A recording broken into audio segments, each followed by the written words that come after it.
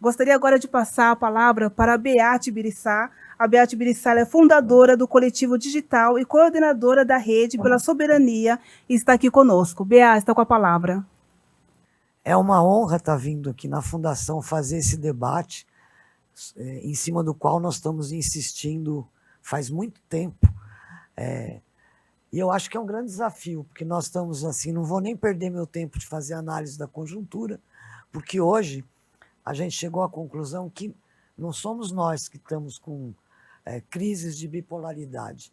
Quem está bipolar é a conjuntura. Você não pode nem discutir a conjuntura, porque a hora que você acaba a discussão, ela já mudou, e você tem que continuar discutindo.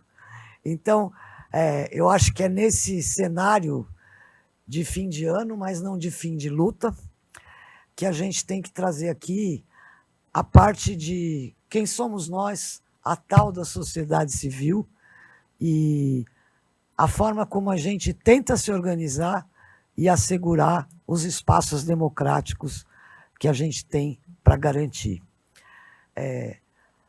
Eu sou também do Conselho Ancestral da Cultura Digital. É muito interessante isso, porque eu aprendi, quando eu fui escolhida para o Conselho Ancestral da Cultura Digital, que ancestralidade, na verdade, é uma grande troca. Você tem um legado, mas você tem um aprendizado que está na sua frente.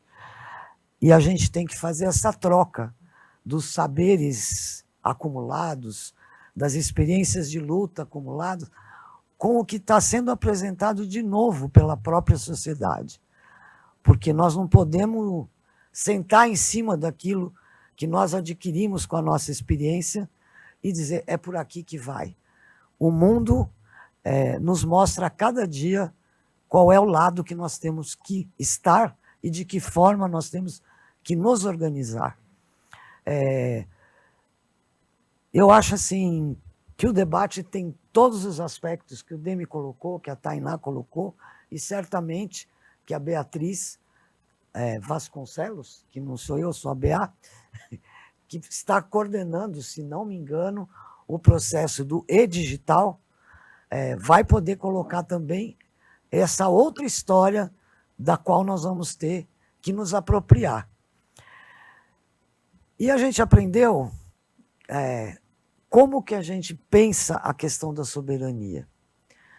A Rede pela Soberania Digital, ela surge de vários agrupamentos, coletivos, pessoas, entidades que já tinham se preocupado com a questão da soberania diante de um país como o nosso, e eu sou do tempo que a gente lutava contra o imperialismo e pela soberania, e a gente veio identificando que nós estávamos mudando de colonialismo, que o Brasil estava, como quase toda a América Latina, numa zona de experiência e de extrativismo. Só que dessa vez nós estamos fornecendo o que vale mais que ouro hoje em dia, que é o extrativismo dos nossos dados. E isso vem junto com, a gente fala a preconceito algoritmo, a soberania só digital, a questão da transparência, a questão dos limites que nos impõem, das faltas que nos fazem e do que nós estamos perdendo não tendo soberania. E eu digo que nós não temos, porque já em outras épocas, nos 2 primeiros mandatos do presidente Lula, nós tínhamos um espaço consolidado que se perdeu ao longo desses anos que passamos. Hoje nós não podemos dizer, por exemplo, o Coletivo Digital hoje está a pontão de cultura digital e mídias livres. A gente acabou de fazer um relatório de mapeamento do que era a cultura mais carinhosa que a gente tem, que era a cultura viva, seus pontos e pontões de cultura. Nesse mapeamento, que quando foi feito em 2010, por aí, a cultura digital tinha um espaço enorme como primeira temática. Hoje, a primeira temática dos pontos de cultura é preservação e memória. Não porque estão voltados para o passado, muito pelo contrário. Estão voltados para o cotidiano que estão vivendo. E a importância de se preservar enquanto comunidades, cultura ancestral, cultura tradicional, cultura popular, é uma grande luta que os pontos de cultura estão levando. Porque talvez a gente precise, além de, sem dúvida nenhuma, indicar os livros, ler muito, se atualizar, nós precisamos visitar os territórios, nós precisamos conhecer as comunidades, porque a soberania popular está sendo feita nos territórios e nas comunidades. A gente começa a falar na Rede pela Soberania, em soberania digital, porque a gente considera que ela é a base para a soberania popular, que é o nosso caminho, é por onde nós estamos indo. E a gente tem para mostrar, nós não estamos reivindicando que atendam a algum projeto, que façam, contratem alguém, que faça isso, faça aquilo. O que a sociedade civil pede é espaço. Espaço para mostrar o que sabe fazer. Então, na Rede pela Soberania, por exemplo, nós começamos em julho deste ano, é uma rede nova, que teve a sorte ou o acaso de fazer a sua primeira iniciativa pública ocorreu na mesma época em que o Trump resolveu provocar os brasileiros. Então, nós estávamos lá em 8 e 9 de julho, e a nossa primeira proposta foi fazer uma aula pública, mas que não era uma aula pública só de teoria ou de pesquisas, que são muito importantes, que a gente tem sobre qual é o espaço da internet, como as nossas populações estão dentro da internet, como a gente deve regular, porque a regulação é sempre um tema próprio, porque nós estamos evitando danos. A cada regulação que a gente conquista, nós estamos evitando danos, e não são danos pessoais, são danos contra a democracia. É isso que nós estamos evitando quando a gente fala de regulação. Mas não era só disso que a gente estava falando. Nós estávamos falando assim, a gente existe. Nós somos vozes que estão nos territórios, estão nas comunidades e que devem ser ouvidas. E aí eu lembro sempre um grande colega nosso, Nelson Preto, um acadêmico da Universidade Federal da Bahia, que acompanha o processo da cultura digital e que está junto conosco, também na Rede pela Soberania, quando ele definia bem num fórum da internet, junto lá com o CGI, com todas as camadas de debate desse assunto, ele falava, existem diferenças muito grandes entre a paciência de ouvir e a vontade de escutar. E o que nós estamos querendo mostrar é que nós temos vontade de fazer e esperamos que o mínimo que um governo que é nosso, que nós elegemos e que não governa sem a gente, tenha vontade de escutar. O que eu defino, que eu posso definir como vontade de escutar? Vontade de escutar é não entrar em nenhum fórum participativo, em nenhuma consulta pública, em nenhuma tomada de subsídio, sem que a informação básica tenha sido dada para toda a população que vai se chamar para essa consulta. Não tem nenhum sentido a gente fazer Brasil participativo, com o plano plurianual, quando a população nos territórios e nas comunidades não sabia do que nós estávamos falando. Isso não é culpa da população, não é falta de conhecimento, é falta da gente colocar e dizer, aqui no meu território, o que é plano plurianual. O que significa para o nosso território? E é essa pergunta que nós estamos fazendo agora de forma articulada nos nossos territórios e nas nossas comunidades. É um engano achar que a academia tem o que ensinar, que os governantes têm um lugar de fala privilegiado sobre políticas públicas, mas aonde todos nós bebemos é no que os territórios e as comunidades fazem.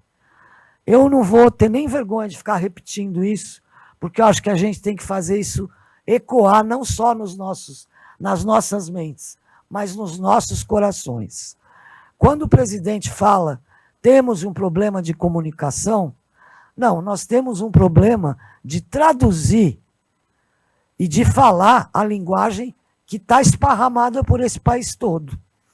Então, quando eu falo da conjuntura bipolar, as pessoas ficam inseguras, as pessoas ficam se perguntando o que está acontecendo. E nós estamos aproveitando essa curiosidade, essa preocupação e essa vontade de se preservar que as comunidades têm para organizar o debate. Nós viemos e nos organizamos por quê? Porque a gente sabe que esse debate é central e sempre foi central para quem trabalha com cultura digital, e ele tinha sumido de todas as políticas e de todos os debates que estavam sendo feitos no país. Então, o nosso limite não é o ano eleitoral, pelo contrário. A Rede pela Soberania se preparou para estar sempre se articulando e trazendo gente nova para contribuir com ela. E mais que isso, nós nos organizamos, inclusive, para escrever, botar no papel aquilo que a gente já aprendeu, aquilo que a gente sabe, em torno de um plano nacional de soberania. Hoje, a Rede pela Soberania tem 2 grupos principais. Um deles é o grupo de trabalho de articulação e incidência institucional, que faz os contatos com ministérios, faz os contatos com a Câmara de Deputados, porque nós não temos nenhum problema em abrir essas frentes de conversa, de debate, porque é lá que a gente quer que a coisa ressoe e que chegue nas coisas que o governo pode construir junto com a gente, mais organizados e mais articulados. E, de outro lado, nós conseguimos juntar processos, lutas, acadêmicos, para fazer essa customização de um plano nacional de soberania digital. Mas eu acho que é bom falar que a grande conquista desse ano, e a gente conseguiu, inclusive, fazer uma avaliação comum, é que tem outras redes atuando.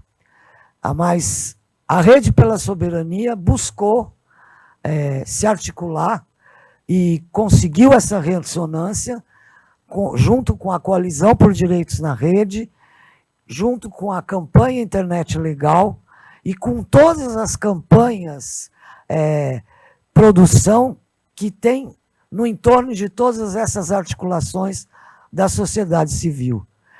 E aí a gente está se organizando para começar a divulgar, porque a gente acha que o que de principal nós temos para mostrar é aquilo que a gente já realizou. Então, quando eu falo de soberania, eu estou falando de redes comunitárias livres, que vários agrupamentos, várias comunidades construíram. Eu estou falando do Terra Preta, da região amazônica, que articula todas as comunidades, fazendo reuniões locais, regionais.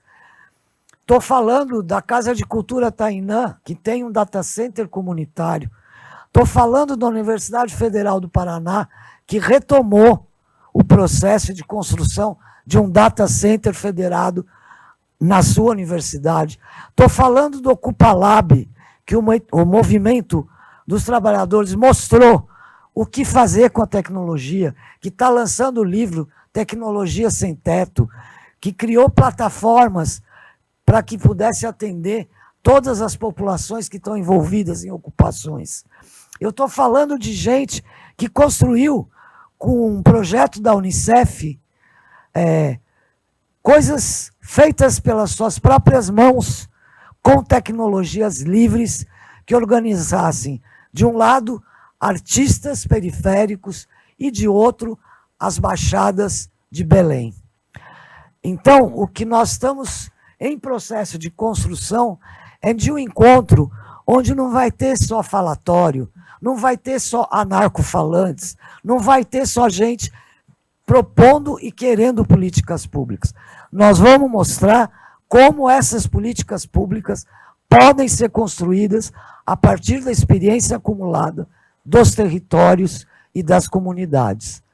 Eu vou concluindo, contando uma história que, para mim, é muito significativa. A Casa de Cultura Tainã e o Mestre TC, o ano passado, receberam um pedido para atender um ministério que levava para aquela região o Brasil Sem Fome, com uma política emergencial muito importante, que era a distribuição de cestas básicas. Eles foram recebidos pela comunidade, pelo Mestre TC e toda a sua molecada e todo o seu povo, mas aprenderam com a comunidade uma grande lição. Existe uma ocupação em Campinas que, quando foi feita, pediu ajuda da Casa de Cultura Tainã. E a conversa que foi feita foi: nós vamos ajudar, mas em cada lote vocês vão separar um pedaço do lote da ocupação aonde nós vamos fazer hortas comunitárias. Essas hortas comunitárias têm gestão e governança da comunidade. A comunidade decide o que planta, o que colhe e quem tem o direito de usar e pegar essa alimentação produzida. E aí se explicou, na prática, para o Ministério, dizendo: nós não estamos aqui para desprezar as políticas emergenciais, mas a cesta básica que vocês estão entregando, nós não sabemos de onde veio esse arroz, quem fabricou esse macarrão e quem decidiu que são essas coisas que uma cesta básica precisa. Se vocês olharem para as hortas comunitárias e tudo que foi feito a partir delas, e não existe só a experiência da Casa de Cultura Tainã, eu estou contando esse caso porque ele foi real. E aí fala, aqui nas nossas hortas comunitárias, nós decidimos, nós fazemos, e nós fazemos para sempre. Nunca vai faltar alimento nessa comunidade, porque nós estamos fazendo as hortas e permanecendo com elas. Em cima dessas hortas, a parte, por exemplo, de tecnologia da Casa de Cultura Tainã produziu um pequeno... Não é mídia, como que fala? Tem a Baobáxia, que é a que distribui internet na rede. Mas para a horta comunitária, eles fizeram um aplicativo e um trocinho digital, que eu esqueci o nome certo agora, mas que prevê se precisa molhar, que horas precisa molhar, quanto precisa molhar, se é hora de colher, tudo isso controlado. Cada moleque que controla e ajuda a controlar está lá com uma mediazinha construída na comunidade, com o núcleo de tecnologia. E eu estou falando da Casa de Cultura Tainã, porque a gente sempre usa, porque todo mundo conhece, mas isso tem, para a Federal do Rio, acabou de fazer um projeto com as comunidades de agricultura familiar, onde eles localizavam o que elas deviam produzir e que momento elas deviam entregar, para que não fosse produzido nada que não fosse para ser entregue naquela cesta que eles estavam oferecendo da agricultura familiar. É mais um caso. Para mostrar, por exemplo, o pontão de cultura digital que o coletivo toca, faz parte das suas tarefas, criou 2 ferramentas livres, tecnologia livre. É possível viver num mundo sem Big Tech, é possível inventar e construir formas que a gente não esteja na mão o tempo todo, porque isso é ataque contra a democracia. As coisas que são feitas no controle das redes sociais que eles têm, na desinformação que eles divulgam, já estou acabando, fique tranquila. Tudo isso são amarras que estão colocando em cima de nós. É esse imperialismo que nós temos que combater. E é essa soberania livre das Big Techs, com alternativas para as nossas comunidades, criadas a partir delas e incentivadas a partir do que vem dos territórios, é que nós vamos conseguir. E aí, falando por último, nós estamos preocupados também com a eleição, porque é nela que nós temos que incidir para dizer, não só para o nosso governo, se Deus quiser, o próximo será nosso também, mas para todos os candidatos que vão para os legislativos, que vão estar na Câmara Federal, que vão estar no Senado. Nós temos que dizer até onde nós vamos, qual é o ponto que nós não abrimos mão. E o ponto que eu acho que a gente não deve abrir mão é que nós temos que reconstruir toda a base que nós já tivemos, e nós temos inteligência coletiva para isso, nós temos instrumentos para isso, nós temos comunidades que estão usando e testando e aprimorando todas essas ferramentas para construir essa base dentro do Brasil. Aí sim, fincado com o pé no território e na comunidade, nós vamos reconstruir a soberania digital e popular. E vamos negociar não no Congresso, não na conjuntura bipolar, não na loucura de gabinete. Nós vamos mostrar, a partir das ruas, das redes, dos territórios e das comunidades, do que nós, a sociedade civil, não abre mão. E isso é papo para todo mundo. Do nosso governo, nós exigimos e governamos junto. E é com esse carinho, inclusive, que fazemos todos os contatos que a gente faz com as estruturas institucionais do governo. Mas nós vamos colocar esse debate no meio da eleição. Nós vamos dizer quais são os marcos que nós temos que ter para defender a nossa democracia. Democracia popular não existe sem soberania digital e popular. É essa a nossa luta e o tempo é nosso. Somos nós que dizemos qual é o tempo que tem que ser vivido. Nas ruas, nos territórios e nas comunidades. Obrigado por esse tempo e espero continuar debatendo cada vez mais esse debate que a gente preza muito, que é a nossa soberania.